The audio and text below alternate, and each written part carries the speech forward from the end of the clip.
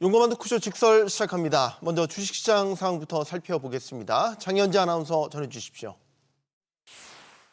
이 시각 시황입니다. 우리 시장 전 거래일 급등 이후에 오늘은 조금 숨고르기를 하는 모습입니다. 특히 코스피가 저항된 2650선 돌파하지 못하고 조정받고 있습니다. 코스피 현재 0.26% 내리면서 2636포인트 가리키고 있고요. 코스닥도 약보합입니다. 725포인트에서 움직임 보여주고 있습니다. 수급 상황 보시죠. 유가증권 시장 오늘은 메이저 수급 주체의 양 매도가 나옵니다. 외국인이 146억 원 팔자 포지션 취하고 있고 기관 역시 510억 원 매도 우위입니다. 개인만 홀로 507억 원 순매수하고 있습니다. 코스닥 시장입니다. 흐름은 대동소이한데요. 외국인이 502억 원 팔자 포지션 취하고 있고요. 기관 역시 86억 원 순매도하고 있습니다. 이런 가운데 여기서도 개인만 홀로 626억 원 순매수 기록 중입니다. 유가증권 시장 시총 상위 종목 거래가 확인하시죠. 오늘 1위부터 4위까지 하락합니다. 삼성전자가 0.73% 내림세로 54,300원, SK하이닉스가 1.1% 내려갑니다. 거래가 20만 500원이고요. 삼성바이오로직스가 1.73% 조정받고 있습니다. LG에너지솔루션도 1.26% 하락합니다. 거래가는 27만 4,500원. 한편 어제는 KB금융이 시총 5위로 올라와 있었는데 오늘 하나에어로스페이스가 다시 시총 5위를 차지했습니다. 현재 3.8% 상승하면서 거래가 86만 5천 원으로 집계되고 있습니다. 6위부터 10위 보시죠. 6위가 KB금융입니다. 0.8% 내림세로 10만 1,100원. 현대차 같은 경우에 이제 7위까지 내려온 상황이죠. 오늘도 하락합니다. 0.5% 내림세로 거래가 18만 900원이고요. 삼성전자 우선주 내림세, HD현대중공업도 장 초반에는 신고가 기록했었는데 이내 1% 내려갑니다. 거래가 40만 8천 원. 기아까지도 0.1% 약세로 8만 8천 원에 거래되고 있습니다. 코스닥 시총 상위 종목도 확인하시죠. 시총 1위인 알테오젠만 2.26% 상승하면서 33만 9천 원에 거래되고 있고 나머지 종목들은 일제 조정받습니다. 특히 어제 강했던 에코프로비엠 3.74% 하락하고요. HLB가 1%가량 약세, 에코프로도 1.65% 하락하는 등 오늘 2차전지 대표주 흐름이 좀 부진합니다. 더불어서 펩트론 어제 시총 5위까지 올라왔는데 오늘은 이 자리에서 0.6% 조정받습니다. 거래가 22만 6천 원으로 집계됩니다. 6위부터 10위도 보시죠. 레인보 로보틱스가 2%대 약세, 파마 리서치도 약세고요. 휴젤이 1.39% 올라갑니다. 거래가는 36만 5천 원. 리가켄바이오도 1.4% 상승하고 있습니다. 거래가 11만 2,900원이고요. 클래시스까지 1.1% 강세 기록 중입니다. 시장 특징적인 부분 확인하시죠. 오늘 조선업 관련주 오름세 보여주고 있습니다. 이 조선업종은 트럼프 행정부와의 협력 기대감이 이어지는 데다 인도가 원유 수급을 위한 자체 선대, 즉 배 무리를 갖추기 위해서 100억 달러를 투자한다는 계획이 알려지면서 기대감이 커지고 있습니다. 오늘은 무게가 가벼운 조선 기자재 섹터가 시세 분출하고 있는데요. 이 중에서 화인베스텔이 거의 상한가에 근접할 정도로 시세 분출하고 있습니다. 26.89% 급등하며 거래가 1,005원. 메디콕스가 10.48% 상승하고 있고요. 오리엔탈 전공도 9.67% 오름세입니다. 거래가는 6,590원으로 집계됩니다.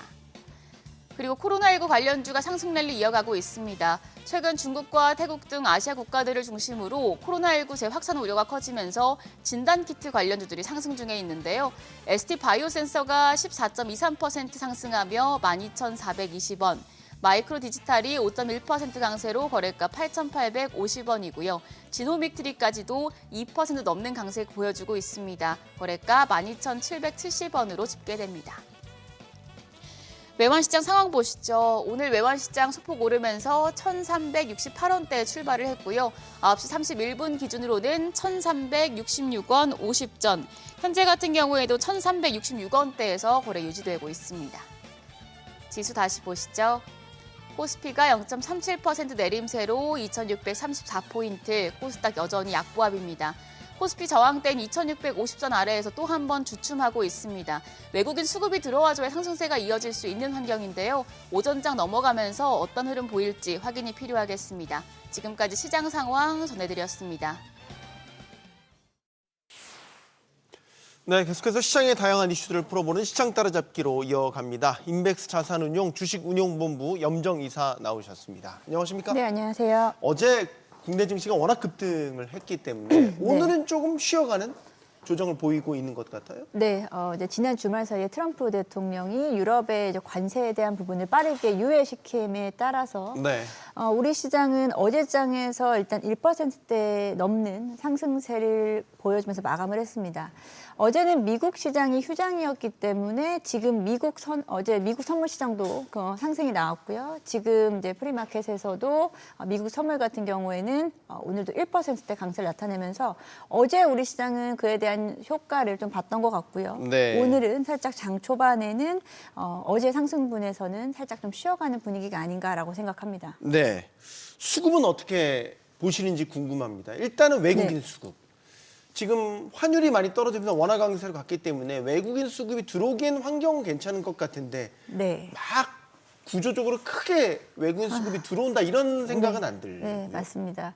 지금 한 달여간 원달러 확률이 급락을 했죠. 네. 고점이 1,470원대에서 지금 1,360원대까지 거의 100원 넘게 급락이 나오면서 사실 원화가 강세일 경우에는 외국인 수급이 적극적으로 들어오기 마련인데요. 그에 대한 부분은 기대했지만 사실은 말씀하신 대로 구조적으로 외국인들의 수급이 이번 5월 동안 그렇게 강하지 못했고요. 코스피 쪽에서도 일단은 순매수 쪽이 조금 더 강하긴 합니다만 의미 있는 어떤 수급 유입은 좀 힘들었다. 그에 대한 원인을 좀 찾아보면 우리나라의 대표 주도주인 반도체 섹터라든지 자동차 섹터 쪽에 대한 외국인들의 수급 유입이 여전히 지금 들어오지 않고 있다는 부분에서 네. 일부 그 외의 섹터들에는 외국인들의 수급이 몰리지만 여전히 우리 지수를 좀 받쳐주고 있는 주도 섹터에는 외국인 수급이 여전히 좀 들어오진 못하고 있다라고 보실 수 있겠습니다. 반면에 이제 개인들은 오히려 코스닥 쪽에서는 그래도 매수세가 상당히 네. 좀 들어오는 것 같고 약간 투자 포지션을 좀 달리 가져가는 것 같아요. 네, 지금 시장은 대형주들은 약세 시장, 네. 중대형주 또는 소형주 쪽에서의 반등이 좀 강하게 나타나고 있기 때문에 말씀하신 네. 대로 코스닥이 상대적으로 이제 4월 저점 대비해서 한 달여 동안 5월 지금까지 코스피보다 코스닥의 상승세가 조금 더 덜했습니다. 네. 한마디로 코스피가 좀 더 강했기 때문에 코스닥 쪽에서 오히려 추가 여력을 좀 더 보는 것 같고요. 말씀드린 대로 중대형주나 중소형주 쪽에 대한 투자 쪽에는 개인 투자자들의 성향이 좀 강하기 때문에 그런 부분들이 좀 반영되지 않나라고 생각합니다. 네. 관건은 외국인 수급이 특히 이제 우리가 내세우고 있는 주도 섹터, 반도체 같은 네. 2차 전지 같은 이런 주도 섹터로 얼마나 들어오는지 여기에 따라서 앞으로 향방이 갈릴 것 같은데 지금 우리는 뭐 국내적으로는 네. 대선을 앞두고 있는 시점. 네. 증시 부양에 대한 공약들도 많이 나오고 그렇죠. 있고 뭐 공익 후보들이 다 코스피 3,000, 5,000 뭐 이렇게 외쳐대고 있습니다. 네. 그래서 증권가에서는 좀 기대를 하고 있는 것 같아요. 네, 아무래도 이제 대선 전후로, 대선 후로에서는 단기적인 또 허니문 효과라는 부분이 있기 때문에 그리고 우리나라의 정치적인 불안정성이 좀 해소된다라고 하면은 외국인들의 수급이 조금은 더 편안하게 들어오지 않을까라는 기대감입니다.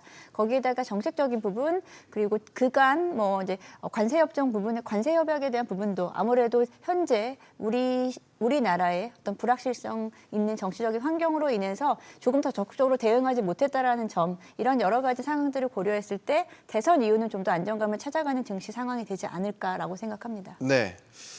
그 코스피가 3,000 갈 네. 것이다라고 보는 원인 중에 이유 중에 하나가 또 환율이 또 자리 잡고 있잖아요. 환율 얘기 잠깐 다시 해보면 네. 기조적으로 지금 어떤 전망의 무게가 실립니까? 더 떨어질 거냐? 이 정도에서 형성이 될 거냐? 지금 뭐 밀라노 합의, 환율 합의라든지 네. 관세 협상도 남아 있단 말이죠. 변수들은 아직 좀 도사리고 있는데. 네, 불과 얼마 전까지만 하더라도 1,470원대를 뛰어넘는 고환율에 대한 부분을 우려했었었는데요. 그러니까요. 지금은 한 네. 달여 만에 바로 이제 워낙 강세. 오히려 이 부분에서는 우리나라의 어떤 수출 주도 국가로서 어찌 보면은 반도체라든지 자동차 섹터에는 악영향을 미칠 수밖에 없습니다. 반드시 환율이 떨어져야만 좋은 것도 아니고요. 또 올라서만 좋은 것도 아니고 사실 좀 안정성을 찾아 살아가는 게 좋은데요. 네. 아직까지는 원달러 환율에 대한 어떤 미국과의 어떤 협약에 대한 부분도 남아 있고 불확실성이 좀 남아 있다.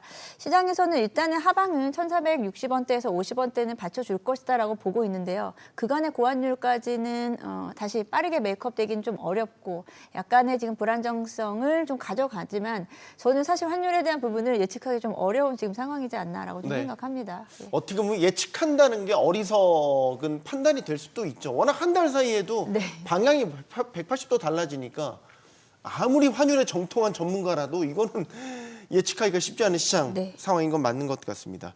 그럼 반도체주는 어떨까? 어쨌든 우리 시장은 시가총액이 반도체 섹터가 제일 크기 때문에 네. 삼성과 SK하이닉스라는 두 축을 중심으로 반도체 섹터가 달려야 코스피도 가고 코스닥도 가는데 네. 마중물 효과라는 게 분명히 있지 않습니까? 네, 우리 지수가 지금 코스피 같은 경우에는 지수 상단 최근 2,650선에서 2,670선 사이를 뚫지 못하고 있거든요. 네. 연간 고점이 2,670선 정도라고 보시면 될 것 같은데요. 여기에는 아무래도 삼성전자의 주가 영향도가 가장 크다라고 볼 수 있겠습니다. 지금 54,000원대를 나타내고 있는데 그나마 코스피 쪽에서 그간의 뭐 방산 섹터라든지 그리고 지금 은행주들 이런 쪽에서 시총 상위 종목들이 좀 받쳐주고 있기 때문에 지수가 지금 2,600선을 받치고 있다. 하지만 삼성전자의 주가 흐름으로 봤을 때는 네. 지금 지수 흐름이 상대적으로 괜찮다라고 좀 보고 있거든요. 그러니까 여기서 반대로 이야기하면 삼성전자의 주가만 조금만 올라설 수 있으면 정고점은 돌파할 수 있다. 근데 외국인들의 수급을 보게 되면 삼성전자 최근에 한 9거래일 연속으로 외국인들이 여전히 팔고 있는 모습을 좀 보여주고 있습니다. 네. 환율에 대한 부분이 분명히 외국인들에게 우호적인 방향으로 바뀌었음에도 불구하고 여전히 뭐 삼성전자라든지 SK하이닉스 등에 대한 외국인 수급은 그렇게 원활하지 못하고요. 4월 9일 낙폭이 가장 과대했었던 4월 9일 급락 이후에 외국인들은 코스피 매도 금액은 전체적으로는 한 840억 원의 순매도를 보여준 반면에 반도체 쪽에서 순매도 금액 1조 7천억 원. 지금 대부분을 지금 다 반도체 쪽에서 팔았다라고 좀 볼 수 있겠습니다. 그 부분이 좀 해소가 돼야 될 텐데요.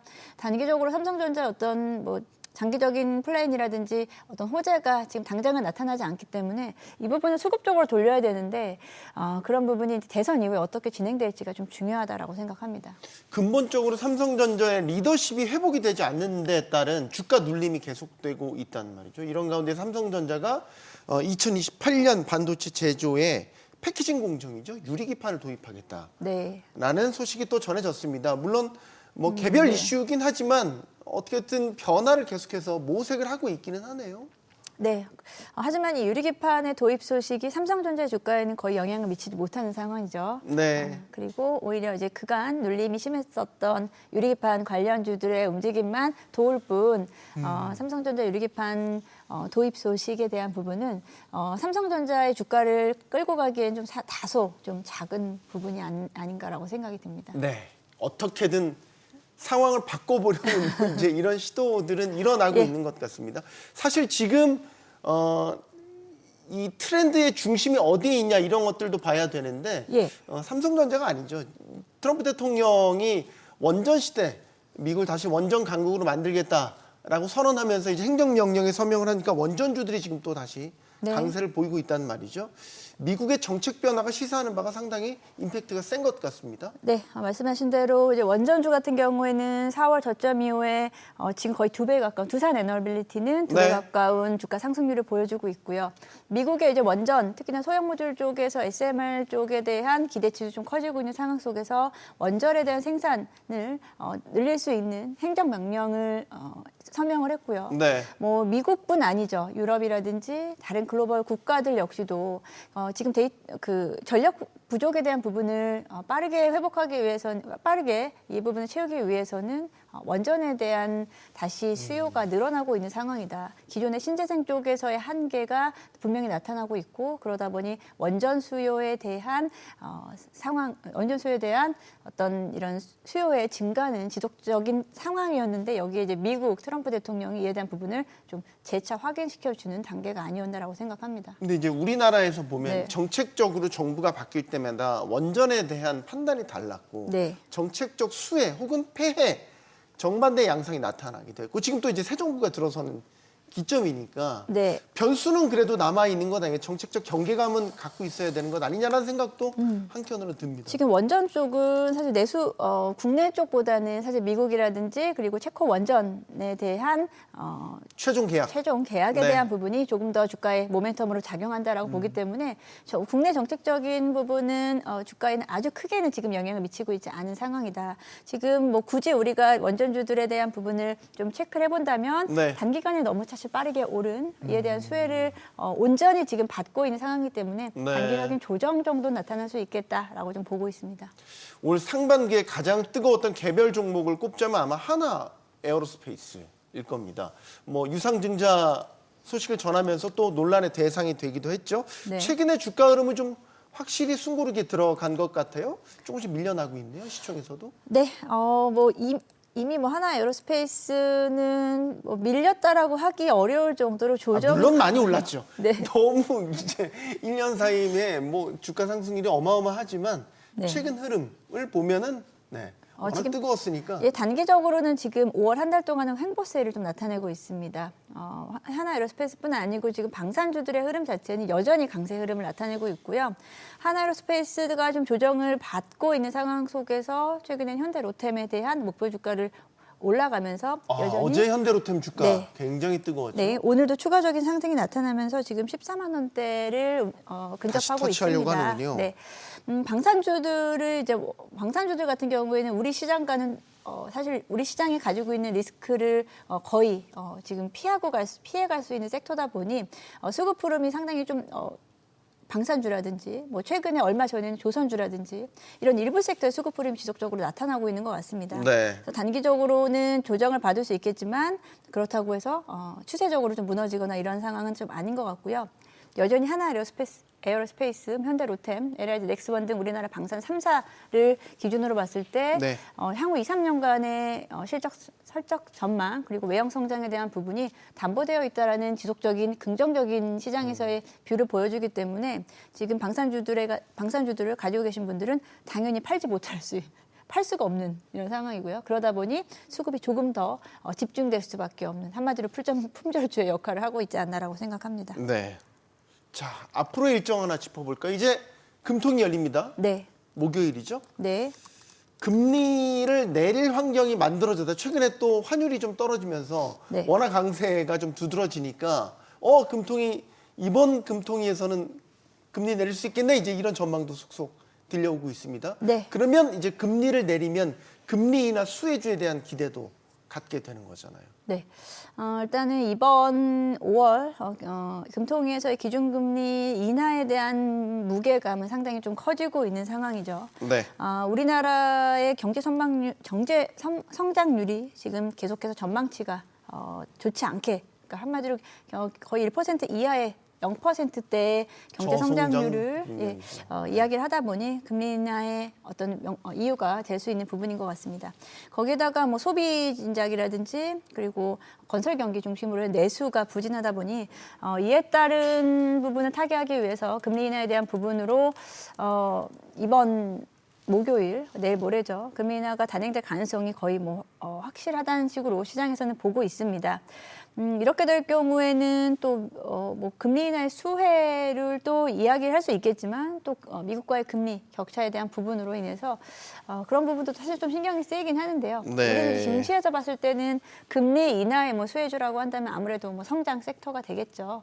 단기적으로는 금리 인하에 대한 수혜를 볼 수 있는 성장 섹터, 로봇 섹터라든지 AI 섹터 이런 쪽으로의 수급 유입도 일시적으로는 가능하다라고 보고 있습니다. 증권주도 전에 한번 저희가 짚어봤었는데 네. 아까 증시 부양에 대한 공약들 나오고 예. 새 정부가 들어서는 허니문 효과 이런 것들을 감안한다면 증시가 어쨌든 지금의 어떤 상황에서 더 반등할 가능성이 높다. 그럼 증권주에 대한 기대도 그만 커지는 거 아닌가라는 생각을 하게 되는데 네. 어떻습니까? 증권주들 같은 경우에는 지난 한 달 동안 KLS 증권 지수가 한 20% 이상 올라 라고 하는데요. 올해 들어서 35% 이상의 증권 지수, 그러니까 증권주들의 대부분 주요 증권지들의 상승 그림이 30% 이상 된다라고 볼 수 있겠습니다. 네. 사실 증권주들이 시장에서 관심을 받기는 좀 쉽지 않은 상황인데요. 뭐 작년에 대형사를 중심으로 해서는 영업이익 면에서도 사실 최대 실적을 좀 보여준 부분도 있고요. 올해 같은 경우에는 아무래도 앞서 우리가 이야기한 대로 코스피 3000시대 정말 그렇게 됐으면 좋겠는데 네. 진짜 지수에 대한 긍정적인 뷰로 지금 한동안 지수는 올해 상반기에 눌려 있다 보니 하반기에는 지수 면에서 일단 우상향에 대한 부분으로 그 전망을 한다라고 하면은 네. 증권주들은 추가적인 상승을 좀 가능할 수는 있겠다라는 생각을 하는데요. 오히려 증권주들의 추가적인 상승보다는 참 다른 쪽으로의 어떤 저는 수급 유입도 가능하지 않나라고 좀 다른 쪽이요? 그러니까 증권주 쪽으로에 대한 집중보다는 코스피 지수가 오른다라고 하면 네. 예, 그 외의 섹터, 그간 가지 못했었던 섹터에 대한 부분도 앞서 말씀드린 성장 섹터라든지 네. 기존의 sektor들도 자체 지켜봐야 된다라고 좀 생각하고 있고요. 뭐 상법 개정이라든지 그리고 배당 소득 분리과세 이런 부분이 정책적인 부분으로 이야기되다 보니 아무래도 증권주에 대한 투심은 좀 몰릴 수 있지만 그에 대한 또 효과가 단기적으로는 또 좀 끝날 수 있다라고 좀 생각합니다. 물론 지금 증권주들에 대한 뷰를 안 좋게 본다는 건 아니고요.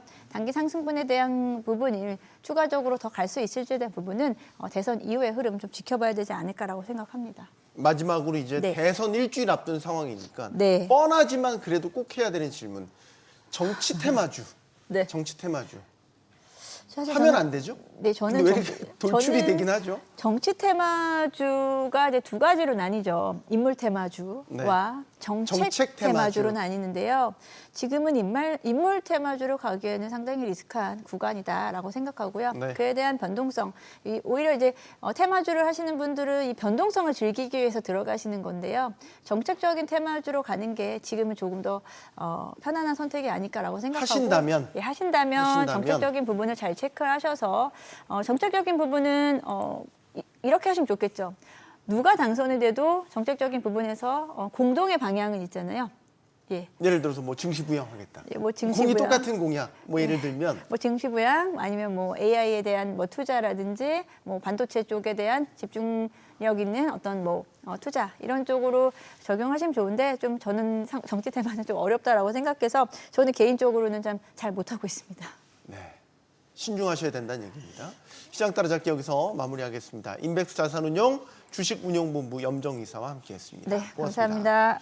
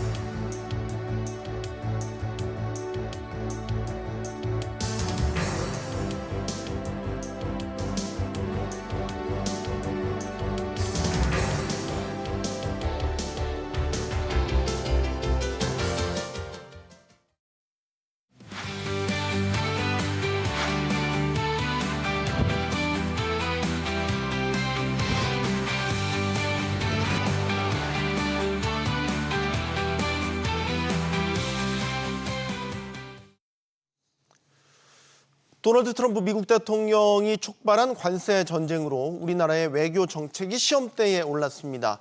여기에 미국과 중국 간의 패권 경쟁도 갈수록 치열해지고 있는데요. 차기 정부가 풀어야 될 외교 안보 정책 녹록지 않는 상황입니다. 갈수록 고차 방정식이 돼 가고 있는 외교 안보 환경 속에서 각 대선 후보들은 어떤 해법을 제시했는지 지금부터 살펴보겠습니다. 함께해 주실 분들 소개해드리죠. 홍현익 전 국립외교원장 나오셨고요. 또 한신대 국제관계학부 이혜영 교수 나오셨습니다. 용인대 중국학과 박승찬 교수도 함께해 주시겠습니다. 안녕하십니까? 안녕하십니까? 용어만 토크쇼 직설은 SBS 비즈 뉴스 앱과 유튜브에서 실시간으로 시청이 가능합니다.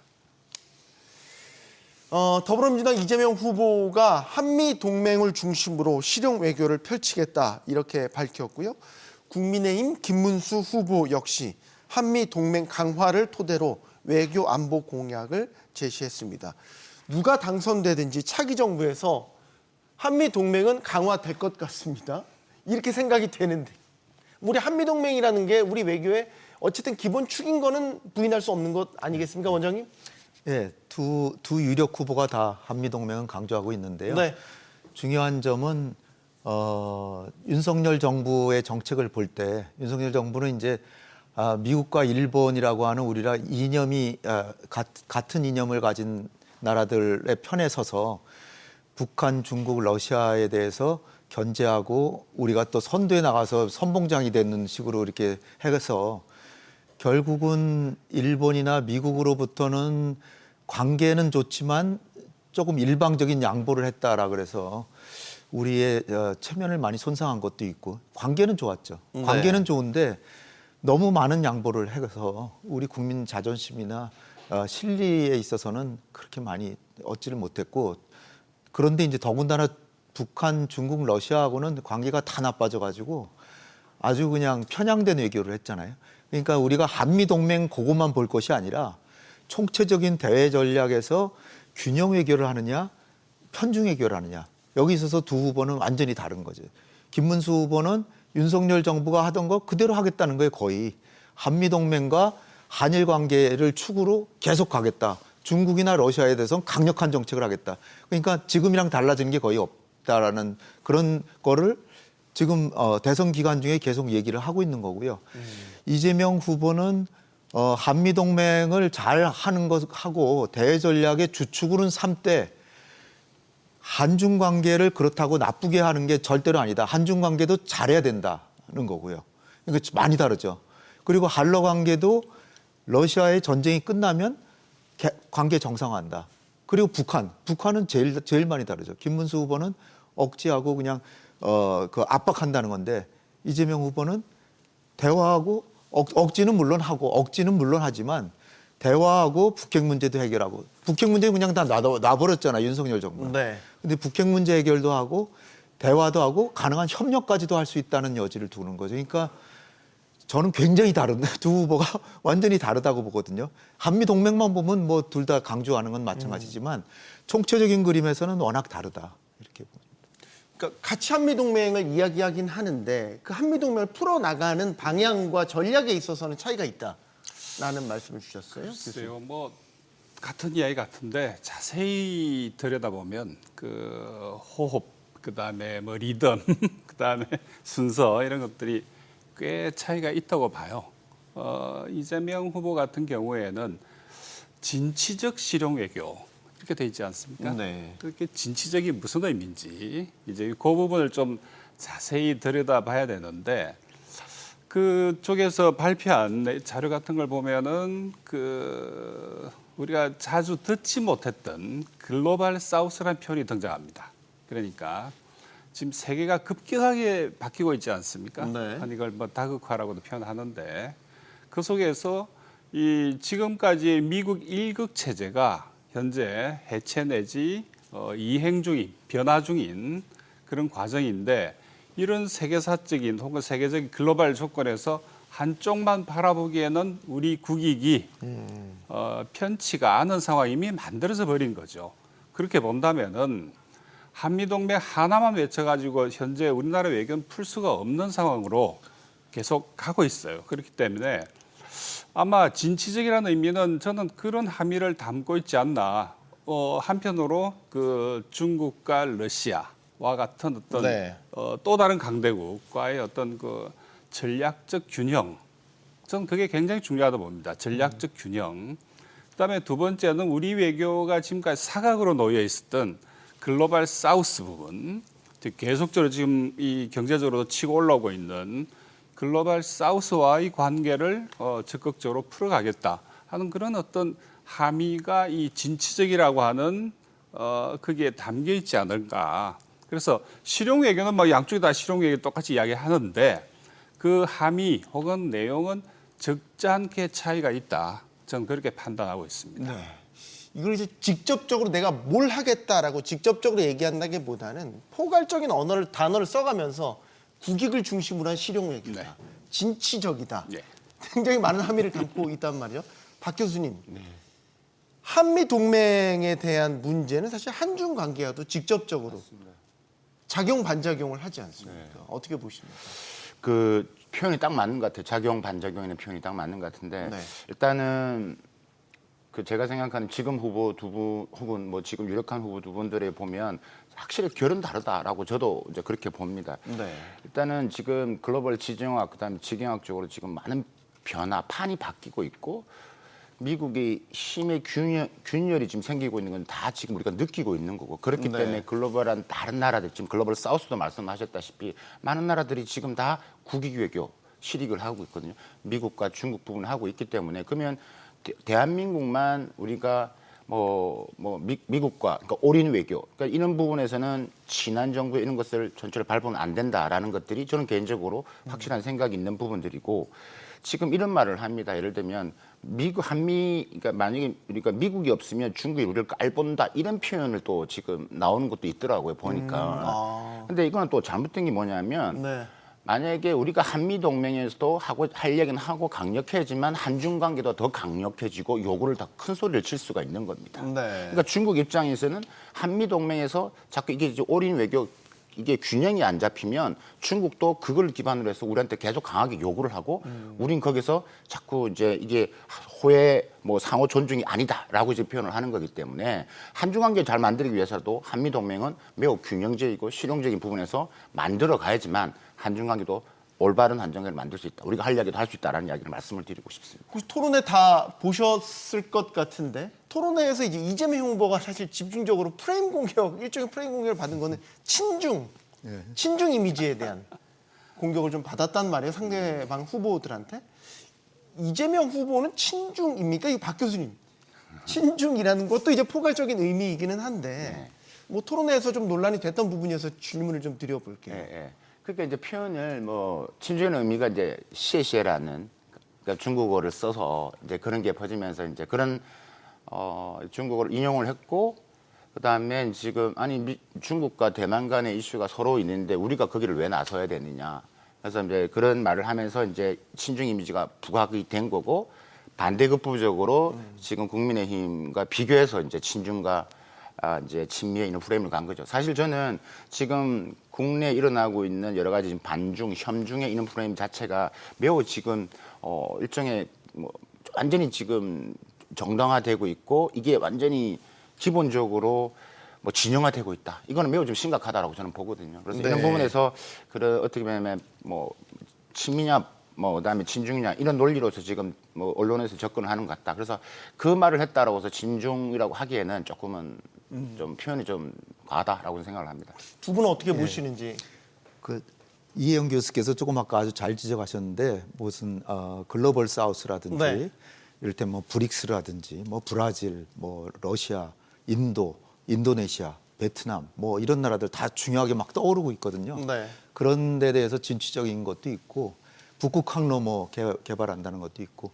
근데 이제 제가 이제 이혜영 교수 얘기하신 거지 한 가지 동의하지 않는 게 네. 김문수 후보는 제가 보기에는 윤석열 대통령과 거의 비슷한 그런 이념 외교를 계속 얘기하고 있어요. 실용 외교가 아니에요.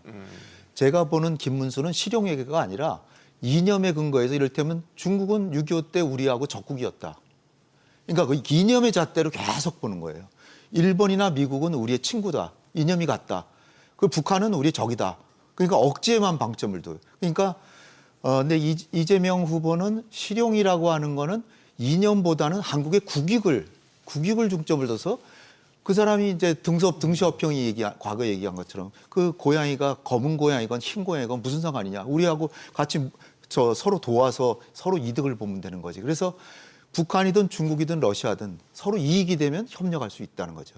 지금 저 친중 프레임에 이제 공격했다고 하는 게 저도 이제 그 대선 보니까 김문수 후보하고 이준석 후보가 친중 프레임에 이재명 후보를 이렇게 가둬두려고 하더라고요. 근데 이재명 후보는 아까 제가 얘기한 것처럼 한미 동맹을 대외 전략의 주축으로 삼는 건 변함이 없지만 거기서 끝나는 게 아니라 우리는 북한, 중국, 러시아하고도 가깝게 할 거는 실용적으로 해야 되고 그리고 웬만하면 중국, 러시아는 우호적으로 하고 북한에 대해서는 북한은 우리의 적이기도 하니까 억지할 건 하면서 네. 그리고 만약에 공격하면 적절히 완전히 방어를 하는 태세를 갖추면서 관계도 정상화하고 그다음에 북핵 문제도 해결하고 협력까지도 할 수 있다. 이런 거거든요.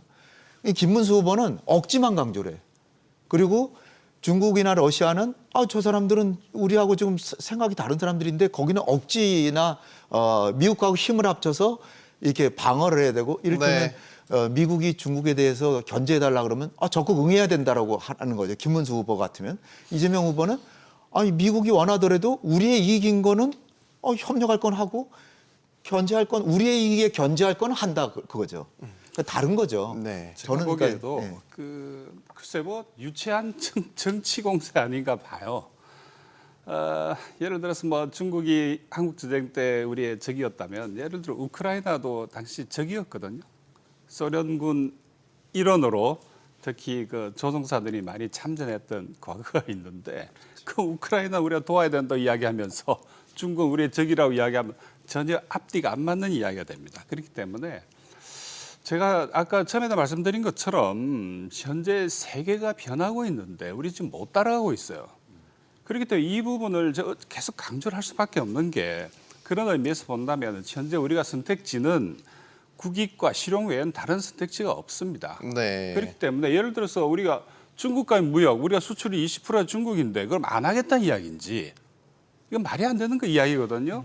지금까지 20년 넘게 사실 차이나 이펙트, 중국 효과 때문에 우리가 이만큼 더 성장한 것도 사실인데 현재 중국과의 관계가 망가지면서 결국 우리 국익에 무슨 이익이 되었는지 네. 조금이라도 생각하면 알 수 있는 문제거든요. 그러니까 다른 나라를 보면 될 것 같아요. 그러니까 우리가 왜 대한민국만 꼭 이런 가치 외기에 이런 틀 안에 갇혀 있어야만 되느냐. 그러면 유럽이나 하물며 일본도 이렇게 하지 않는다라는 거죠. 그러니까 다 국익과 실용주의 측면에서 미국과 중국 부분 또 중국과의 경제적인 부분에서 계속 협력을 강화하고 있기 때문에 왜 이런 프레임에 우리가 갇혀 있어야 되고 자꾸 이렇게 진영화되고 정치화되느냐. 그러니까 이런 것들은 전문가 입장에서 그다음에 현장을 보고 있는 기업들이나 대한민국 전체적 국익 입장에서는 결코 도움이 안 된다라는 것을 강조하는 겁니다. 네. 자, 이런 가운데 민감한 시기인데 주한미군 감축 보도가 나와서 한바탕 또 해프닝이 벌어졌습니다. 물론 아니라고 이제 부인하긴 했지만 주한미군 감축에 대한 거는 직간접적으로 트럼프 대통령이 후보 시절부터 얘기해 왔던 부분인데 그런 보도가 나오니까 화들짝 놀란 거죠. 철수 가능성은 여전히 불씨 살아있다고 보시는지 교수님. 근데 이게 처음 나온 이야기가 아니죠. 왜냐하면은 트럼프 1기 때도 이 이야기가 나왔어요. 그때는 주한미군 빼겠다. 근데 이 트럼프의 인식이 중요합니다. 왜 이런 이야기를 하는지 핵심은 그거죠. 왜 이 잘 사는 대한민국을 우리가 왜 지켜줘야 되냐. 그 인식이 밑에 깔려 있는 거예요. 근데 이제 1기 때는 그랬죠. 우리 주한미군 철수한다 하니까 네. 주변에서 말린 거예요. 어떻게 말렸나? 2기 때 하자. 2기 때. 재집권하면 그때 철수하자고 이렇게 주변에서 말린 거죠. 특히 국무장관이 나서가지고. 그렇게 본다면은 지금 이 이야기는 전혀 새로운 이야기가 아니다. 그런데 왜 이 시점, 지금 이 이야기가 나오는지 그 정치적인 맥락이 좀 더 중요하다 봅니다. 무슨 말이냐면은 대선을 앞두고 이제 몸값 부르는 거죠. 주한미군. 그리고 이 부분 건드리지 말고 동시에 주한미군 사령관의 그 항공모함 발언. 그렇죠. 그다음에 주한미군 사령관이 또 비슷한 시기에 또 이 한반도라고 하는 것이 항공모함이고 동시에 중국의 제1도련선 이른바 제1도련선 안에 있는 어떤 비수 같은 것이 이제 한국이라는 이야기인데 그렇죠. 그러니까 지금 이전 정부에서부터 해왔던 이 한미일, 특히 한미 네. 이 관계에 대해서 어떤 후보라도 건들지 말라는 이야기예요. 네. 그 맥락에서 보면은 이게 뭐 4,500이든 아니면 적든 많든 이전부터 하던 이야기인데 이 시점에서 이 이야기가 나오는 거는 정치적으로 해석해야 된다. 저는 이런 생각입니다. 대선 시기에 이제 이런 보도가 나오니까 더 민감하게 받아들일 수밖에 없는 것 같아요. 특히 지금 주목되는 게 일기 때 뭐 여러 차례 이제 주한미군 철수해도 되지 않냐고 여러 차례 이제 참모들하고 상의도 했는데 이제 국무장관이 이제 2기 때 하는 게 어떠냐 그러니까 그럼 2기 해야지. 자기 이제 재선까지 된다는 것이 포함돼 있잖아요. 네. 그러니까 기분이 좋았던 거죠.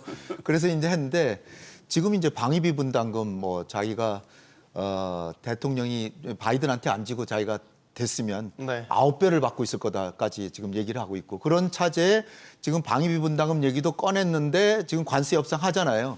이제 지금 슬슬 하는 단계라고 볼 수 있고요. 또 하나 이제 중요한 게 뭐냐면 일기 때는 하도 철수한다 그러니까 미국 의회는 주한미군 계속 있어야 된다는 그 의견이 거의 컨센서스, 그러니까 다 합의가 돼 있거든요. 그래서 일기 때는 28,500명 주한미군을 유지하고 만약에 국방부 장관이 주한미군을 감축하거나 철수할 때는 국방 예산을 쓰지 못한다라고 못을 박아놨어요.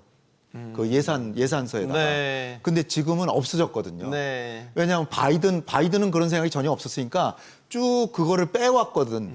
그러니까 지금 트럼프가 딱 되고 보니까 그 지금도 28,500명은 유지해야 된다라고 써 있지만 예산서에 그것이 의무 조항이 아닙니다. 그건 권고 조항이에요. 네. 근데 거기다가 예산을 못 쓴다라고 하면은 예산 문제가 돈이 없으면 못 하잖아요.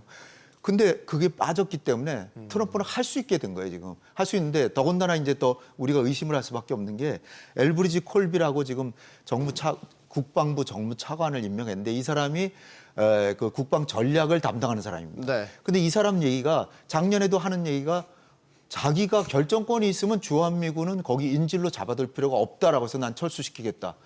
자기라면. 자기가 대통령은 아니지만. 네. 그리고 거기다가 지금 최근에 나온 게 임시 국방전략 지침에 국방장관이 서명한 거에 뭐라고 써 있냐면 지금 대만의 방어를 미국의 본토 방어만큼 중시한다. 최고로 중시한다. 따라서 주한미군의 소명은 여차하면 대만을 지키는데 쓰겠다는 얘기가 함축돼 있고요. 한국의 안보는 한국이 주가 돼서 하라. 지금은 전시작전권, 통제권이고 전부 주한미군 사령관이 갖고 있잖아요. 네. 안 하겠다는 거예요. 근데 한국만 그런 게 아니라 유럽에서도 유럽의 안보는 러시아로부터의 안보는 유럽인들이 지켜라.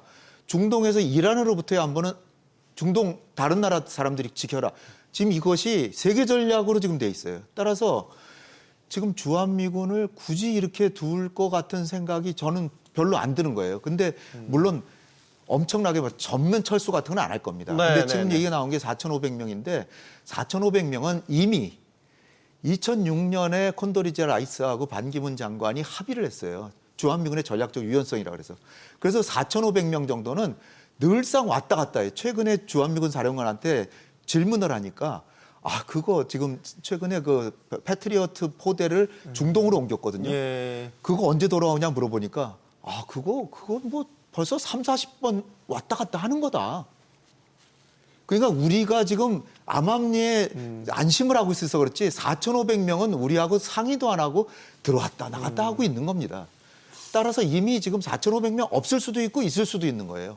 그러니까 제가 강조하고 싶은 거는 4,500명 정도는 없어도 우리가 있는 것처럼 생각하고 아무 문제도 없이 있었거든요. 네. 그러니까 지금 4,500명 정도의 감축은 우리 국군이 세계 네. 5등이기 때문에 얼마든지 감당할 수 있다. 너무 그렇게 걱정할 필요가 없다. 언론에서도 너무 이거를 크게 다룰 필요가 저는 없다라고 봅니다. 박 교수님. 근데 이게 시기가 지금 시기만큼 이게 왜 지금 이게 나오냐는 거죠. 네. 이건 뭐 무슨 정보를 흘리듯이 아니라고 하기 때문에 그래서 저는 이게 100% 이제 어떻게 보면 협상용 한미의 협상 카드로 쓰인다라고 보고 사실 미국의 뭐 지금 트럼프 얘기도 마찬가지지만 대외 전략의 모든 방점은 인도 태평양이고 거기 중심은 중국 억제입니다. 네. 그러면 전체 지도를 쭉 우리가 제가 구글 지도 전체를 봤을 때 만약에 한반도에서 우리가 생각할 때 만약에 미군이 빠진다고 했을 때 미군이 한반도에 설립한 이유가 뭐냐? 그러면 북한을 부분에서 우리를 도와준 것 같지만 가장 큰 부분은 결국 중국 억제거든요. 그러니까 만약에 그래서 지금 한반도가 지금 중국을 막는 하나의 항공모함 역할을 한다라는 부분 말이 그렇게 나오는 거기 때문에 그 속내 부분에서는 뭐 저는 개인적으로 이게 중국을 억제하는 게 더 크기 때문에 이런 부분에서 물론 우리 원장님 말씀하셨다시피 4,500명이 왔다 갔다 하는 변화가 있긴 했지만 전체 틀 안에서는 미국이 이걸 원치를 않는다. 미국은 필요하다. 예, 그래서 이 중국 억제가 있기 때문에 그래서 이걸 가지고 이제 협상을 했을 때 이제 우리가 너무 소극적으로 한다든지 그럴 필요는 없다. 그 말씀하셨다시피 4,500명은 네. 우리가 예전부터 나왔던 이야기 때문에 좀 과감하게 접근해야 된다, 협상에 응해야 된다라고 저는 말씀드리고 싶습니다. 자, 이게 연결이 되는 건 이제 방위비 협상입니다. 작년 그러니까 트럼프 행정부가 2기가 들어서기 이전에 바이든 행정부 때 우리는 한미 간 방위비 협상을 끝냈죠. 끝냈는데 이걸 지금 재협상할 지금 카드를 계속 만지작거리고 있단 말이죠. 이 후보들의 공약에도 이 부분이 다 언급이 돼 있습니다. 이재명 후보는 작년 합의안을 그대로 유지하는 방향을 이야기를 했고요.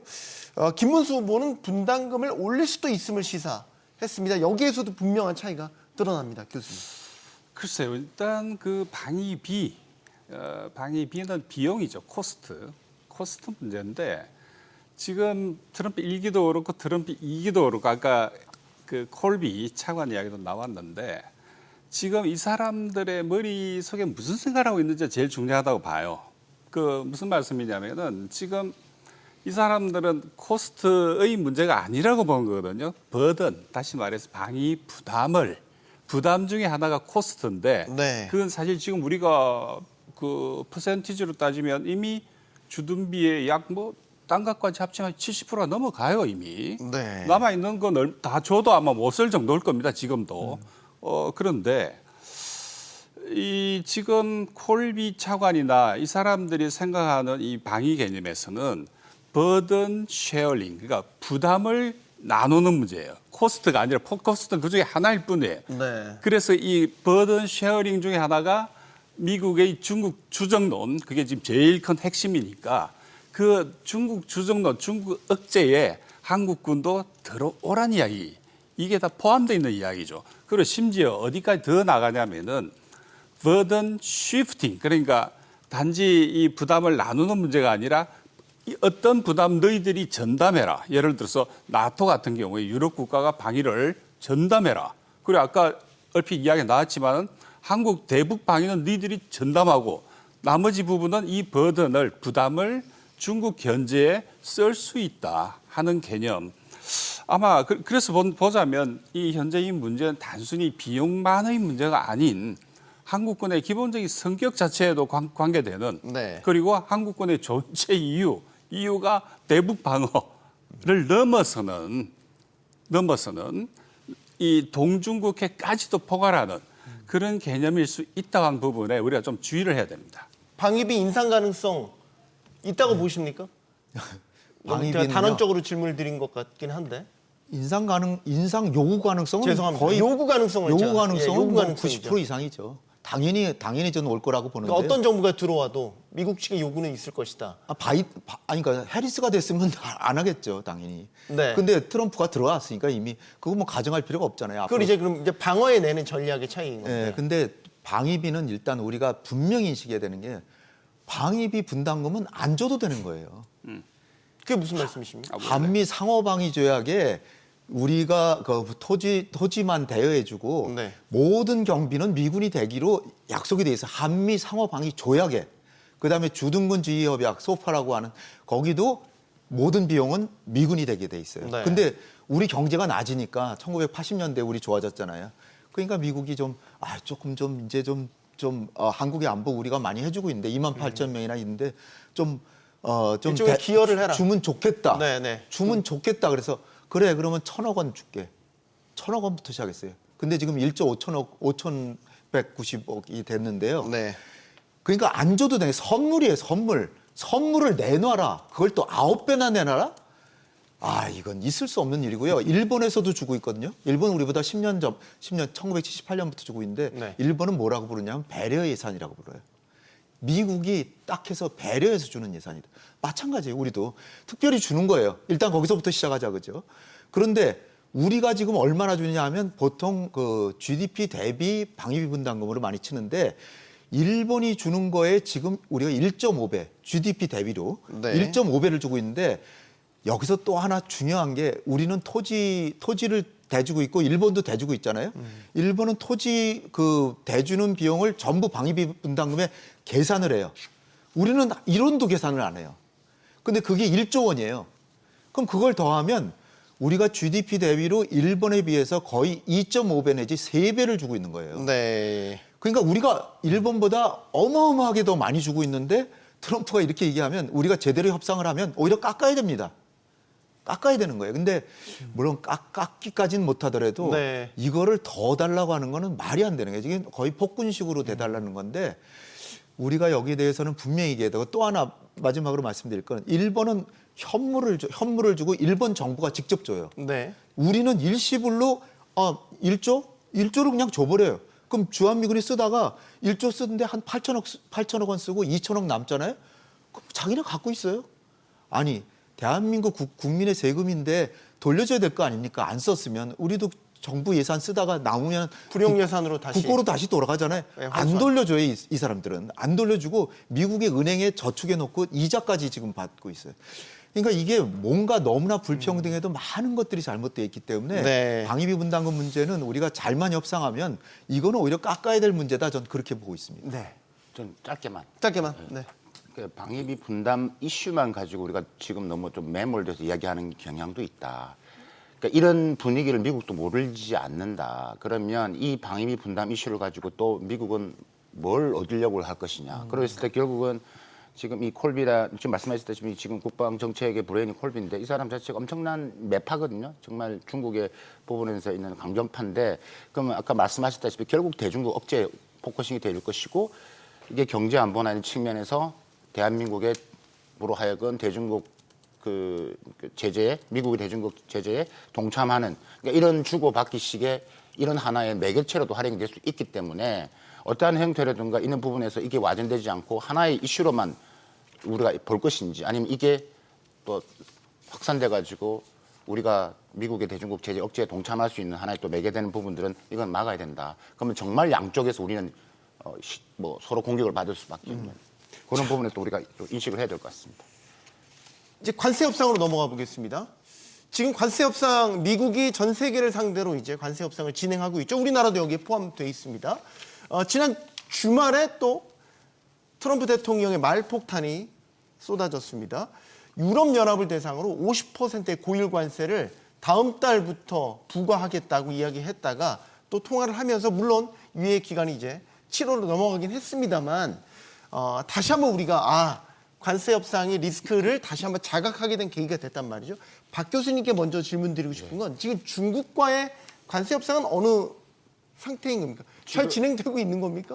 요즘에 별로 언론에 안 나와서요. 별로 진행 안 되고 있죠. 예. 안 되고 있습니까? 그러니까 지금 원래는 돌아가면서 이제 해야 되는데, 그러니까 합의를 이제 90일 동안 이제 하기로 했는데 이게 지금 결과론적으로 봤을 때 뭐 미국 내 언론도 그렇지만 뭐 중국의 판정수이고 미국의 완패들 이렇게 나오는데 사실 이렇게 할 것 같으면 트럼프가 왜 이렇게 난리를 쳤냐라고 했는 부분들인데 지금 이제 물밑으로 일어나고 있는 결국은 이제 미국이 중국에 있는 금융 서비스 시장, 파생 상품이라든지 그러니까 이런 부분에서의 물밑 협상은 진행되고 있을 것이다. 하지만 중국은 거기에 대해서 반응을 하지 않을 거고 중요한 핵심 부분들이 뭐냐면 중국은 지금 관세 협상이지만 지금 미국의 대중국 수출 통제에 대한 것을 테이블에 올리려고 하고 네. 미국은 그거는 별개고 관세만 이야기를 하는 거죠. 그러니까 이런 게 있어 시간이 자꾸 이제 길어지면 중국 입장에서 이렇게 시간이 길어지는 것도 오케이, 괜찮다라는 것들이죠. 이제 이런 부분인데 요게 이제 지금 현상이 지금 그렇게 돼 있다라고 이제 말씀드릴 수 있을 것 같고 문제는 이제 이 미중 관세 전쟁이 단순하게 두 나라만이 아니라 지금 우리나라도 마찬가지지만 베트남, 뭐 캄보디아 다 이게 중국 제품이 우회해서 미국 돈을 막겠다고 하는 부분이기 때문에 이 파편이 우리 기업들한테 우리 산업한테 매우 큰 영향이 구멍이 되어 다가올 것이다라고 저는 보고 있는 것들. 네. 자, 지금 우리나라와 미국과도 이제 실무적인 기술 협상에 들어가고 있는데 지금 언급이 되고 있는 게 이제 관세 부분 말고 비관세 장벽이에요. 미국이 우리한테 요구하는 비관세 장벽들 되게 많지 않습니까? 쇠고기부터 쌀. 다양한 요구들이 지금 있는 것 같아요. 그 관세 장벽 보고서 미 USTR이 발표한 걸 보면 뭐 수십 가지입니다. 네. 수십 가지 중에 이제 쌀과 쇠고기가 여기 언급돼 있을 뿐인데 뿐만 아니라 이게 특히 인터넷 관련 이 서비스 프로바이더 부분, 그 다음에 뭐 사료 문제, 그 다음 하여튼 무지 많아요. 정말 그 뭐 다 언급 드릴 수가 없을 정도로. 네. 그런데 한 가지 흥미로운 거는 이제 우리가 원래 말씀하신 대로 처음에 4월 달에 기술 협상을 시작한 다음에 바로 얼마 전에 5월 중순에는 다시 이렇게 이 협의를 했는데 처음에 4월 달에 4개 항목이었어요. 네. 네 개 어디 크게 네 개였는데. 예, 크게 4개였고 지금은 크게 6개로 바뀌었어요. 더 확대된 거죠. 그 쉽게 말씀드리면은 우리가 내줘야 될 게 더 늘어났다 이야기죠. 더 이전보다 더. 네. 그런데 이런 협상을 왜 하고 있는지 지금 이 시점에 특히 대선을 눈앞에 두고 그다음 차기 정부에서 어떤 정책을 펼지 모르는 조건에서 왜 이 협상 그 아이템들이 더 늘어나고 있는지 이 부분에 대해서 좀 이 언론들이 너무 지적을 안 하고 있는 것 같아요. 네. 그리고 지금 쌀, 쇠고기 같은 경우에는 이거는 초민감 품목이죠, 이른바. 특히 쌀 같은 경우에는 이건 순전히 전 과거에 우리 한미협 때 협상할 때 봐도 이거는 다른 거를 끌어내기 위한 압박용이죠, 대부분. 특히 쌀을 언급했다고 하는 이유는. 네. 근데 우리 농민들 입장에서 본다면은 이 쌀이라는 게 특히 그 의무 수입 물량 40만 톤이 넘는 쌀이 남아도 40만 톤 의무적으로 사야 된다는 이야기죠. 네. 이 부분을 줄이든지 철폐하는 협상을 하자고 우리 농민들이 요구하고 있는데 거꾸로 오히려 쌀을 끄집어낸 거예요. 이 말은 그 다른 부분에 이 우리 측의 양보를 압박하기 위한 하나의 그런 카드 아니냐. 쇠고기만 해도 그렇습니다. 이게 지금 당시에 우리가 쇠고기 협상을 할 때 그 잠정 조치로 30개월 원령 이상은 수입하지 않는 걸로 돼 있지 않습니까? 네. 잠정 조치였어요. 이건 어디까지나. 네. 그래서 미국이 다시 이걸 잠정적이었기 때문에 예. 10년이 지났지 않냐 이제. 그러면 이제 30개월도 수입해라는 이야기죠. 그런데 이 부분이 가지고 있는 고도로 민감한 사안 아닙니까? 이게 그걸 미국이 모를 리도 없고 네. 모를 리도 없고 그렇다 해가지고 미국산 쇠고기 수입이 늘어나고 있는 조건에서 한 번도 줄어든 적이 없어요. 계속 늘어나고 있는 조건인데 네. 이걸 다시 끄집어내는 건 아까 말씀드린 대로 수십 가지에 해당되는 다른 소위 비관세 장벽에서 한국의 대대적인 양보를 네. 압박하는 카드라고 봅니다. 알겠습니다. 홍 교수 원장님 짧게만 말씀드리면 이런 경우에 지금 우리는 대대대행 체제이지 않습니까? 우리 차기 정부에서 일단 협상의 결과는 최종 결정을 짓고 이제 이런 그림으로 가고 있는데 7월 패키지 딜이란 말이에요. 지금 목표가. 네. 그럼 새 정부가 6월 초에 들어서고 거의 한 달 안에 이제 협상 결과를 보고 판단을 해서 최종 도장을 찍을지 말지를 결정해야 되는 물리적으로 시간이 되겠냐라는 거죠. 그걸 이제 우리도 이제 토론하는 게 언론이라고 보면 정부를 너무 압박할 필요가 없어요. 지금 미국이 중국한테 사실상 패배해가지고 관세 다 거의 다 철회했잖아요. 미국이 트럼프가 착각한 게 뭐냐면 자기들이 3천억 달러에 달하는 무역 적자를 내고 있으니까 자기들이 무역 협상에서 갑이라고 생각한 게 잘못인 거예요. 네. 치킨 게임에서 게임 이론에서 이 치킨 게임을 할 때 중국하고 미국 중에 어디가 협상력이 세냐 그러면 중국이 더 센 걸로 나와요. 게임 이론 전문가들이. 그러니까 왜 그러냐? 월마트에 가면 상품이 중국 상품이 50%가 넘어요. 미국 사람들 매일 쓰는 거예요. 50%가 비어봐요. 큰일 나죠. 테슬라 90% 아니 테슬라 한 40% 상하이에서 생산하죠. 그다음에 아이폰 90%를 중국에서 생산해요. 그럼 미국의 1대 기업, 4대 기업, 그다음에 5대 기업이 전부 중국에서 엄청나게 득을 보고 있는 거예요. 미국은 또 금융에서 엄청나게 득을 보잖아요. 네. 그러니까 트럼프가 잘못 생각한 게 무역 적자니까 우리가 갑이다라고 생각하는데 그게 아니거든요. 그래서 지금 일본의 이시바 총리도 트럼프하고 만나가지고서는 굉장히 굽신굽신 했잖아요. 네. 그러다 가만히 보니까 중국한테 꼬리를 내리더라고요. 지금 일본이나 한국이 동시에 압박받고 있는 게 뭡니까? 알래스카에 LNG 투자하라는 투자 거 아니에요? 프로젝트에 참여하라고. 지금 일본의 기업들이 LNG 섣불리 투자하면 안 된다라고 나서고 있어요. 네. 우리도 마찬가지입니다. LNG 그거 섣불리 했다가 그냥 그 밑빠진 독에 물 붓기가 될 수도 있어요. 네.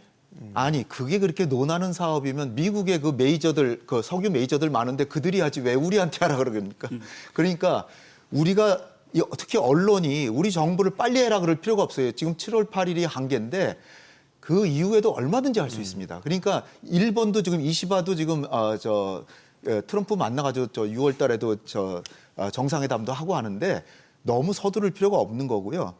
그 다음에 이제 쇠고기만 하더라도 우리가 작년에 쇠고기 수입의 절반을 미국 것만 수입을 했어요. 우리 총 쇠고기 수입의 50% 이상을 미국에서 했고요. 네. 그 다음에 쌀만 하더라도 중국 다음으로 미국한테 이거 할당된 그 쌀을 사주고 있어요. 그 할당된 쌀에 대해서는 5% 관세밖에 안 물립니다. 이 트럼프가 지난번에 얘기할 때 한국이 쌀에 대해서 513% 고율 관세를 매기고 있다 그러는데 그거는 일반적인 거고 이 40만 톤에 대해서는 5%만 매깁니다. 그 중에 중국 걸 제일 많이 사주고 그다음에 미국 걸 사주거든요. 그 다음에도 이제 뭐 이를테면 제가 볼 때는 30개월 미만 쇠고기 같은 거는 일본이나 중국, 대만은 30개월 이상도 수입한다 그래요. 네. 그래서 이 부분은 제가 볼 때는 일본이나 대만도 하는 거 보면 우리도 이 정도는 좀 받아줄 수 있을 것 같긴 한데 물론 쇠고기 업자들한테는 네. 충격일지 모르지만요. 그다음에 구글의 뭐 지도 얘기, 약값 정책, 무기 수입 시 기술 이전 요구, 절충 무역, 그다음에 수입차 배출가스 규제 이거는 사실 아니 언제 미국 차가 세계에서 아주 뛰어난 차들이었잖아요. 근데 지금 왜 안 삽니까? 성능이 안 좋으니까 안 사는 거예요. 근데 그걸 갖다가 뭐 무조건 사라라는 식으로 하는데 이건 정말 강요죠. 이건 있을 수도 없는 일입니다. 우리 현대차가 미국 차보다 더 훌륭하니까 많이 팔리는 거지 우리가 차별하는 게 아니거든요. 그러니까 우리가 협상만 잘하면 얼마든지 네. 극복할 수 있다고 봅니다.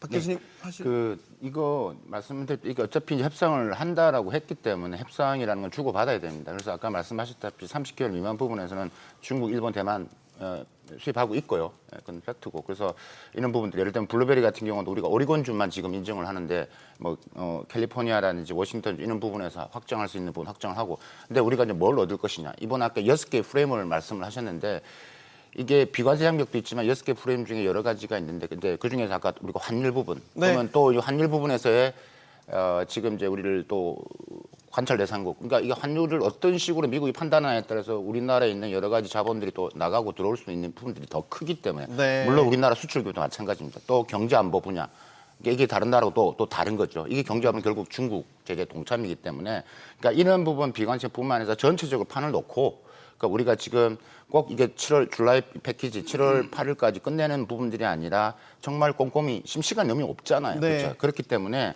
이런 부분에서 우리가 이게 끌려갈 필요는 없는 부분들이 우리가 많다. 급한 건 미국. 그렇지. 인 그렇습니다. 거고. 자, 저희가 중국과의 관계와 관련된 공약도 짚어봐야 됩니다. 이재명 후보는 중국 관계를 안정적으로 관리하겠다라는 기본적인 입장을 내놓고 있고 김문수 후보는 미국의 대중국 견제에 동참하겠다라는 쪽을 시사하는 공약들을 내놓고 있습니다. 그러면 차기 정부에서는 중국과의 관계는 어떻게 가져가야 될까? 그 전에 하나 짚어보고 싶은 거는 미국의 명문 하버드 대학교가 좀 논란이 되고 있어요. 트럼프 대통령이 하버드의 외국인 유학생들에 대한 등록을 차단했는데 그걸 법원이 또 막긴 했죠. 외국인 유학생들을 공개해라. 근데 그 이면은 이게 중국과 미국과의 이 불편한 관계가 있다라는 이제 소문이 들린단 말이죠. 박 교수님, 이게 하버드 대학교 안에 중국인 유학생들이 더 많죠. 많고 많죠. 중국과의 네트워크 관계도 상당히 하버드 대학교 좋은 걸로 알고 있는데 그런 이유 때문에 정말 타겟이 된 건가? 저는 일부 있다고 가능성이 있다고 보세요? 사실 뭐 하버드만 그렇겠습니까? 그러니까 여러 이제 미국 스탠포드나 다른 대학들도 마찬가지로 뭐 중국과 있는 대학 간의 여러 가지 교류 협력, 그다음에 이런 같이 연구적인 부분에서도 하는 게 많이 있기 때문에 지금 말씀하셨던 부분에서의 어느 정도 부분적인 이유도 있다라고 이제 말씀을 보여주고 네. 이게 지금 근데 그게 지금 옆학교에서 우리 유학생한테도 영향이 미치고 있고. 지금 뭐 석사나 박사 지금 우리 석사를 준비 이제 하고 졸업을 하고 취업하는데 지금 여러 가지나 비자 문제도 문제가 되고 뭐 지금 박사를 하고 지금 포닥하는 부분에서 지원금 받는 것도 풀로 지금 패키지를 받아야 되는데 그게 네. 또 없어진다는 부분. 그러니까 이런 부분들이 다 좀 영향을 미치는 것들이죠. 그러니까 하여튼 그 중심에는 중국의 제재라는 게 이런 파급 효과가 있는 거죠. 그러니까 다 그게 우리한테까지 오고 있다. 네. 제가 보기에는 이게 좀 네. 그 신메카시적인 그런 우려까지도 이제 금할 수가 없는데 네. 경제적으로 좀 볼 필요가 있습니다. 이게 미국은 상품 무역에서 뭐 만성 적자라고 하지만 서비스 무역은 또 만성 흑자 국가예요. 예를 들어서 지금 2024년 기준으로 보면 미국은 서비스 무역에서 3천억 달러 가량의 흑자를 기록합니다. 네. 반면에 이제 상품 쪽에서는 1조 2천억 달러 정도 적자. 근데 이게 그냥 적자로 보면 안 되는데 물론 이건 잠깐 이따 이야기를 하고 그런데 흥미로운 거는 이 3천억 달러의 서비스 무역 흑자 가운데 상당 부분 예를 들어서 한 1,900억 달러가 네. 1,900억 달러가 이 유학생들에 관련되는 여행 서비스에서 나오는 흑자예요. 그러면은 여기 뭐 당연히 미국에 중국 유학생이 많고 외국 유학생들이 많은데 그러면 다 나가라고 할 거냐? 그러면 그 말은 약 2천억 달러에 해당되는 미국의 서비스 무역 흑자를 그럼 포기한다는 이야기냐? 그건 아니에요. 분명히 그건 아니고 어떻게 뭐 1달러라도 더 끌어오기 위해서는 혈안인데 이런 조건에서 그거라기보다는 저는 이거 역시 그 어떤 중국이라고 하는 이 좀 반중국 협중 정서라고 할까요? 네. 이 속에서 중국을 어떤 고립 내지 그 견제하려고 하는 그런 어떤 정치적 흐름 속에 이 위치한다. 저는 이렇게 해석하고 싶어요. 자, 대중국 관계 설정에 대한 이야기를 해보겠습니다. 이재명 후보는 일단은 안정적으로 관리하겠다, 한중 관계를 쪽에 방점을 두고 있어요. 뭐 예를 들어서 먼저 앞장서서 중국에 대한 비판, 때리는 것들은 좀 지양을 하겠다. 지금 화면에 나오고 있네요. 김문수 후보 보시죠. 상호 존중의 원칙 아래 호혜적 관계를 발전시켜야 된다. 저기도 많은 함의가 있기는 한데 이준석 후보도 볼까요? 기술 주권 침해하지 않는 선에서 실익 중심의 협력을 하겠다. 네, 참 여러 해석들을 남기는 세 후보의 대중국 관계에 대한 구상입니다. 홍 원장님. 세 분 다 저 말 자체는 다 좋은 얘기들이죠. 네. 근데 이제 김문수 후보는 상호 존중을 내세운다는 거는 깔려 있는 게 가로 속에 중국이 우리를 무시한다라는 게 깔려 있는 거예요. 그러니까 상호 존중하는 건 우리 뭐 저 이재명 후보나 뭐 어느 정부나 다 우리가 해야 되는 건 당연한 건데 네. 중요한 거는 아까 제가 처음에 말씀드린 것처럼 우리가 대전략의 주축은 한미 동맹이고 우리의 국익에 부합된다면 중국을 견제할 수도 있지만 우리의 국익에 맞지 않은데 미국이 하란다고 중국을 견제해야 되냐? 그건 아니라는 거죠. 이재명 후보는 거기서 달라지는 거죠. 우리의 국익이라면 하죠. 근데 통상 우리가 뭐 미국하고는 안보를 협력하고 중국하고는 경제를 협력한다 많이 얘기하잖아요. 안미 네. 경중이라고. 근데 저는 그 말이 굉장히 좀 편중된 말이라고 생각해요. 왜냐하면 대한민국의 미래 국가 안보에서 가장 중요한 일들이 뭐냐면 북핵 문제 해결하고 한반도 평화 체제 구축하고 네. 북한의 급변 사태 났을 때 잘 수습해가지고 통일로 간다든지 하여튼 평화 통일로 간다.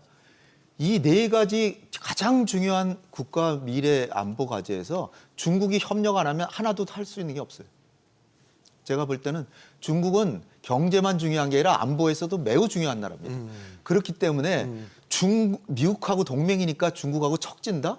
이거는 100점 만점에 30점도 안 되는 정책이라고 봅니다. 러시아도 비슷해요. 러시아는 조금 비중은 떨어지지만 네. 러시아에도 현대 자동차 같은 게 그 러시아에서 두 번째로 차를 많이 파는 회사였는데 지금 뭐 $10 받고 지금 넘겼잖아요. 그런 상황이에요, 지금. 그러니까 이게 실용외교 차원에서 보면 얼마나 이념역에 해서 많은 경제적인 손실을 받는지 그런 차원에서 보면은 당연히 중국에 대해서 상호 존중도 해야 되고 하지만 무턱대고 지금 바이든 시대처럼 바이든이 그 이념으로 우크라이나 전쟁을 계기로 해서 세계를 권위주의 국가와 민주국가를 해가지고 윤석열 대통령이 그냥 민주국가 앞장선다라고 해가지고 앞장서서 달려갔더니 뒤에 일본이나 미국은 보이지도 않고 우리만 혼자 그냥 칼을 휘두르고 있는 그걸 제가 대표적인 게 뭐냐면 윤석열 대통령이 미국 가시기 전에 그 외국 언론이랑 인터뷰를 했는데 양안 관계의 현상 변경은 절대로 용납할 수 없다라고 그랬어요. 어떻게 외교 용어로 절대로란 말을 씁니까? 절대로 용납 안 나는다는 건 뭐예요? 그럼 중국이 양안 관계에서 뭔가 좀 약간 무력 행사를 하면 우리가 가서 막겠다는 겁니까? 절대로란 말은 절대로 외교에서 쓰면 안 되는 말이에요. 그런 상황에서 이 실용적으로 중국과의 관계를 잘 네. 관리한다고 하는 것이 옳은 것이 아닌가 저는 봅니다. 이게 전제 조건이 뭐냐면 이게 지금 아까 자료가 나왔다시피 지금 김문수 후보 같은 경우는 상호 존중의 원칙 아래에서 상호 호혜적 맞는데 지금 이게 기본이 뭐냐면 한미 간에도 국익 존중이 필요한 거죠. 그러니까 한미 간에서 우리가 서로 존중에 의해서 그게 돼야지만 한중 간에도 상호 존중이 된다라는 부분입니다. 그러니까 여기서 만약에 우리가 이런 부분에서 뭐 지금 말하고 있는 무조건 미국 주도로 가야 되고 미국이 대중국 제재에 동참을 해야 된다. 이럴 경우는 우리는 미국의 대한국 제재, 동시에 중국의 대한국 제재, 우리는 양쪽을 다 받아들여야 됩니다. 그러니까 정말 비바람 속에 우리가 다 막아내야 됩니다. 할 수 있냐라는 것들이죠. 그러니까 그러면 이게 우리가 봤잖아요. 지난번 할 때. 그러니까 우리가 올인 외교를 했을 때 우리가 얻은 게 뭐였냐는 거죠. 우리가 한번 해봤다는 거죠. 그럼 뭐 이런 가치 외교가 어떤 프레임에서 우리한테 얻어진 게 뭐냐. 우리 대한민국만 이렇게 해왔다라는 것들이죠. 그러니까 이거는 아니라는 것들이 이미 밝혀졌기 때문에 조금 우리가 봤을 때 우리가 주도적으로 할 필요는 없고 또 미국의 대중국 제재에 왜 우리가 앞장을 서야 합니까? 그게 우리 국익이 아닌 것은 아닌 거기 때문에. 그렇다 하더라도 미국이 우리한테 그걸 가지고 더 압박을 하고 뭐 여러 가지 뭐 강압을 하고 여러 가지 뭐 관세나 비관세에 대한 부분도 있겠지만 근데 우리가 갖고 있는 여러 가지 장점들, 아까 우리가 뭐 지정학적인 부분들 혹은 뭐 지경학적 반도체나 이런 부분도 있기 때문에 네. 우리가 꼭 그럴 필요는 없다. 그래서 한미 간에서 국익 존중이 무슨 돼야지만 지금은 한미 간에 국익 존중이 안 되잖아요. 지금 계속 밀리고 있는 부분이 있기 때문에 네. 이걸 기반으로 해서 한중 관계가 된다. 그래서 앞뒤가 부분에서 선행이 돼야 되고 이게 돼야 된다. 이 단어만 워딩만 보면 다 맞는 것처럼 보이지만 그 전후 관계를 보면 조금 다르다라고 저는 말씀드리고 싶습니다. 네. 자, 남북 관계로 한번 가보겠습니다. 지금 남북 관계는 뭐 상당히 경색된 지 오래죠. 남북 정상회담이 가능하겠냐라는 질문에 대해서 더불어민주당 이재명 후보는 사실상 어렵지 않겠냐라는 입장. 오히려 북미 회담이 되도록 지원하겠다. 뭐 이런 식의 이제 입장을 냈단 말이죠. 남북 관계에 대해서는 어떻게 보시는지 먼저 듣겠습니다. 글쎄요, 이게 지금 북미 물밑 접촉 3 올 초부터 계속 있었지 않습니까?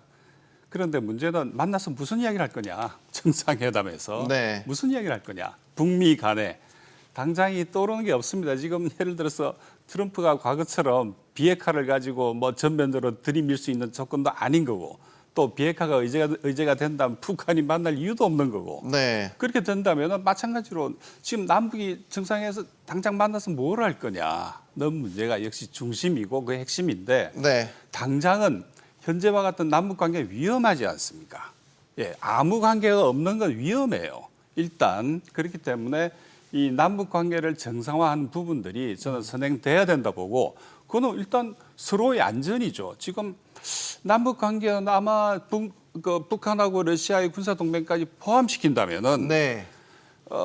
뭐랄까요? 그걸 이제 뭐 우리가 그 국제 정치학에서 이야기하는 공포의 균형, 예, 군사적으로 네. 공포의 균형 상태. 다시 말해서 그걸 상호 확정 파괴, 전쟁이 다 죽는 상태. 네. 그게 도달해 있는 조건에서 본다면은 아니 정치가 하는 가장 중요한 일 중에 하나는 국민들의 안전이에요.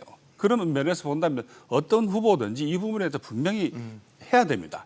더 이상 이 남북한이 갈등과 대립이 아니라 네. 평화적 공존으로 가야 된다 하는 거 이런 부분에 대해서는 이 공존에 대한 철학과 어떤 그 정책들이 확연히 드러나지 않는 부분은 좀 아쉽긴 해요. 자, 홍 원장님. 예. 좀 짧게 시간이 저희가 이제 마칠 시간이 돼서요. 아니, 지금 역사상 남북 관계가 최악입니다. 이 북핵이 동결이라도 되면 좋은데 계속해서 고도화되고 계속해서 미사일 개발하고 하잖아요. 그런 상황에서 한쪽은 북한의 핵을 억제하고 북한이 공격하면 방어한다. 거기서 끝나요. 근데 거기서 끝나서 될 문제가 아니에요. 남북 관계는. 당연히 북한의 핵을 동결시키기도 해야 되고 북한이 도발하거나 침략하면 막아서 우리가 공격까지 해야 되지만 북한의 도발 동기를 관리해 줘야 됩니다. 네. 북한이 왜 우리를 공격하겠습니까? 적대 관계니까 공격하는 거예요. 적대 관계가 아니라 보통 관계로 만들고 통신선도 연결하고 그다음에 아니 왜 대북 전단 살포를 공연히 해가지고선 남북 관계를 그렇게 극단 관계로 합니까? 확성기는 왜 합니까? 이런 거 중단시키고 연락 채널 복원하고 북핵 대화도 하고 북미 대화를 하는 것도 우리가 지지하고 북미 대화가 되는 거를 기회로 북핵 문제도 해결하면서 서로 간의 남북 관계도 통로를 열고 소통하면서 경제 협력 할 때까지 하면 우리가 지금 받는 위협보다 훨씬 적은 위협을 가지고 국방비도 오히려 조금 절약할 수도 있고 결국 또 통일의 길도 열릴 것입니다. 네. 자. 네, 오늘 외교, 통일, 안보 분야 공약 점검해 봤습니다. 자, 용감한 토크쇼 직설에서는 계속해서 21대 대선 후보들의 공약 검증하고 있습니다. 공약을 지키고 책임질 후보인가, 책임지지 못할 공약을 내건 후보인가 면밀히 따져보시기 바랍니다. 직설 마치겠고요. 여기는 모든 경제가 모이는 SBS 비즈입니다. 시청해주신 여러분 고맙습니다.